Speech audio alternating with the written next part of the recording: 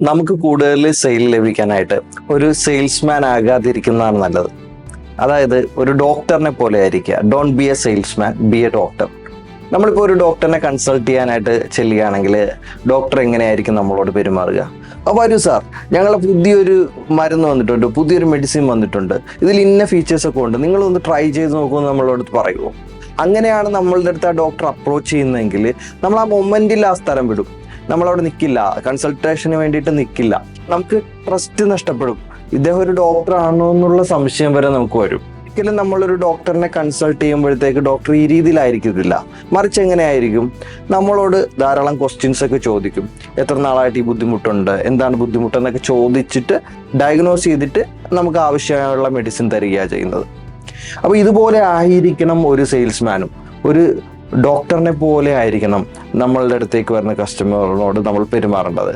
അതായത് കസ്റ്റമർ നമ്മളുടെ അടുത്തേക്ക് വരികയാണെങ്കിൽ അദ്ദേഹം വരുന്നത് ഒന്നെങ്കിലും ഒരു നീഡ് സാറ്റിസ്ഫൈ ചെയ്യാൻ, അല്ലെങ്കിൽ ഒരു പ്രോബ്ലം സോൾവ് ചെയ്യാനായിട്ടുള്ള പ്രോഡക്റ്റും സർവീസും നമ്മളെ കയ്യിലുണ്ട് എന്നുള്ള കാരണം കൊണ്ടാണ് നമ്മളോട് കമ്മ്യൂണിക്കേറ്റ് ചെയ്യാനായിട്ട് അവർ നിൽക്കുന്നത്.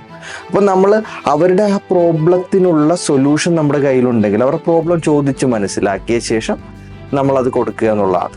അല്ലാതെ പലരും വിചാരിക്കുന്ന ഒരു കാര്യമുണ്ട്, ഒരു സെയിൽസ്മാൻ എന്ന് പറയുമ്പോൾ വളരെ ഈഗറായിട്ട് അപ്രോച്ച് ചെയ്യുക. അങ്ങനെയൊന്നുമല്ല. നമ്മൾ അതിൻ്റെ ആവശ്യമില്ല. ലോവർ ദ വോയിസ്, വളരെ പതിയെ സംസാരിച്ചാൽ മതി. ഓവർ എക്സൈറ്റഡ് ആകേണ്ട ആവശ്യമൊന്നുമില്ല. വളരെ കാമായിട്ട് സംസാരിക്കുക. അവരുടെ പ്രോബ്ലംസ് ചോദിച്ച് മനസ്സിലാക്കിയ ശേഷം നമ്മുടെ കയ്യിലുള്ള പ്രൊഡക്റ്റോ സർവീസോ കൊടുക്കുക. അപ്പം നമുക്കൊരു അതോറിറ്റി ഉണ്ടാവും. ഒരു ഡോക്ടറിനെ പോലെ. ഒരു ഡോക്ടറിൻ്റെ ഏറ്റവും വലിയ പ്ലസ് പോയിന്റ് എന്ന് വെച്ച് കഴിഞ്ഞാൽ ഡോക്ടറിനുള്ള അതോറിറ്റിയാണ്. ഈ അതോറിറ്റി ഒരു സെയിൽസ്മാനും തോന്നുമ്പോഴാണ് കസ്റ്റമറിന് ട്രസ്റ്റ് ബിൽഡ് ആകുന്നതിൽ ഒരു കാര്യം എന്ന് വെച്ച് കഴിഞ്ഞാൽ നമ്മളുടെ ആ ഒരു അതോറിറ്റി കൂടെയാണ്. അപ്പം don't be A salesman, B A doctor.